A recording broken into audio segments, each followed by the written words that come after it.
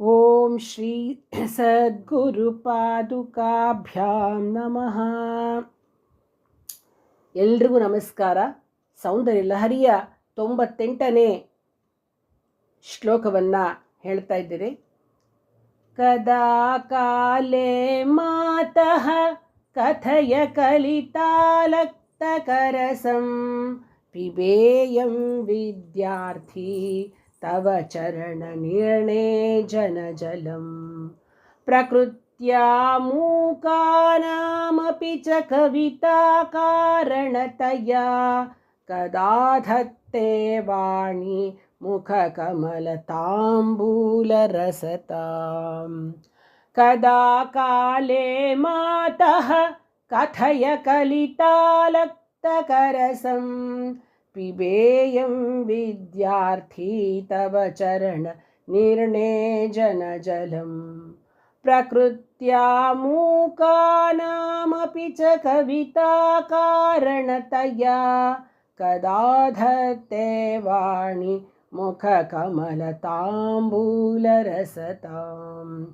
ಕದಾ ಕಾಲೇ ಮಾತಃ ಕಥಯ ಕಲಿತಾಲಕ್ತಕರಸಂ ಪಿಬೇಯಂ ವಿದ್ಯಾರ್ಥಿ ತವ ಚರಣ ನಿರ್ಣೇ ಜನಜಲಂ ಪ್ರಕೃತ್ಯಾ ಮೂಕಾನಾಮಪಿ ಚ ಕವಿತಾ ಕಾರಣತಯಾ ಕದಾ ಧತ್ತೆ ವಾಣಿ ಮುಖಕಮಲ ತಾಂಬೂಲರಸತಾಂ.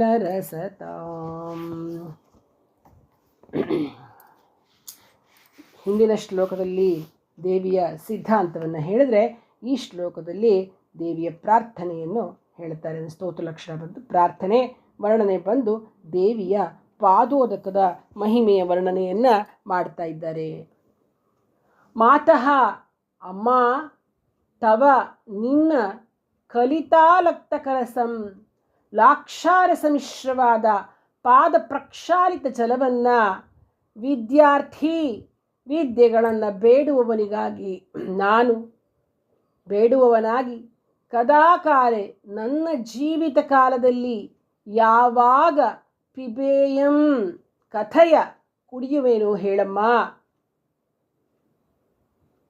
ತವ ಚರಣ ನಿರ್ಣಯ ಜನಜಲಂ ನಿನ್ನ ಪಾದ ಪ್ರಕ್ಷಾಲನದ ಜಲವು ವಾಣೀಮುಖ ಕವಲಂ ತಾಂಬೂಲ ರಸತಾಂ ಸರಸ್ವತಿಯ ಮುಖದಲ್ಲಿನ ತಾಂಬೂಲ ರಸದ ರೂಪದಂತೆ ಪ್ರಕೃತ್ಯ ಸ್ವಭಾವದಿಂದ ಮೂಕಾನಾಮಪಿ ಚ ಮೂಕನನ್ನು ಕೂಡ, ಅಂದರೆ ಕಿವಡರಿಗೂ ಮೂಕರಿಗೂ ಕೂಡ ಕವಿತಾ ಕಾರಣತೆಯ ಮಹಾಕವಿಗಳನ್ನಾಗಿಸಬಲ್ಲುದು. ಕದಾ ಧತ್ತೆ ಇಂತಹ ನಿನ್ನ ಮಹಿಮೆಯನ್ನು ನಾನು ಯಾವತ್ತು ನೋಡ್ತೀನಿ ಹೇಳು ಅಂತ. ಅಂದರೆ ದೇವಿಯ ಪಾದ ಪ್ರಕ್ಷಾಲನೆ ಮಾಡಿದ ಜಲವು ಲಾಕ್ಷಾರಸದಿಂದ ಕೂಡಿ ಕವಿತೆಗೆ ಕಾರಣವಾಗಿ ಕವಿಶ್ರೇಷ್ಠನ ಬಾಯಿಯಲ್ಲಿದ್ದು ಸರಸ್ವತಿಯ ಬಾಯಿಯ ತಾಂಬೂಲ ರಸದಂತೆ ಪ್ರತ್ಯಕ್ಷವಾಗಿ ಶೋಭಿಸುತ್ತೆ. ಅಂತಹ ಕವಿಶ್ರೇಷ್ಠನಾದವನು ಪುರುಷ ಸರಸ್ವತಿಯಂತೆ ಶೋಭಿಸುತ್ತಾನೆ. ಶಂಕರರು ದೇವಿಯ ಪಾದ ಪ್ರಕ್ಷಾಲನದ ಪವಿತ್ರ ಜಲವು ಪಾಮರರನ್ನೂ ಪಾವನನ್ನಾಗಿಸ್ತಕ್ಕಂಥದ್ದು ಅಂತ ಹೇಳ್ತಾ ದೇವಿಗೆ ಸೌಂದರ್ಯ ಲಹರಿಯ 98ನೇ ಪುಷ್ಪವನ್ನು ಸಮರ್ಪಿಸ್ತಾ ಇದ್ದಾರೆ. ಏನಪ್ಪ ಈ ಶ್ಲೋಕದಿಂದ ಅಂದರೆ, ಪುರುಷರಿಗೆ ವೀರ್ಯ ವೃದ್ಧಿ, ಸ್ತ್ರೀಯರಿಗೆ ಗರ್ಭಧಾರಣೆ, ವಾಕ್ಸಿದ್ಧಿ, ಸಕಲ ವಿದ್ಯೆಯಲ್ಲೂ ಕೂಡ ಪಾರಂಗತರಾಗ್ತಾರೆ. ಶ್ರೀ ಜಗದಂಬಾರ್ಪಣಮಸ್ತು.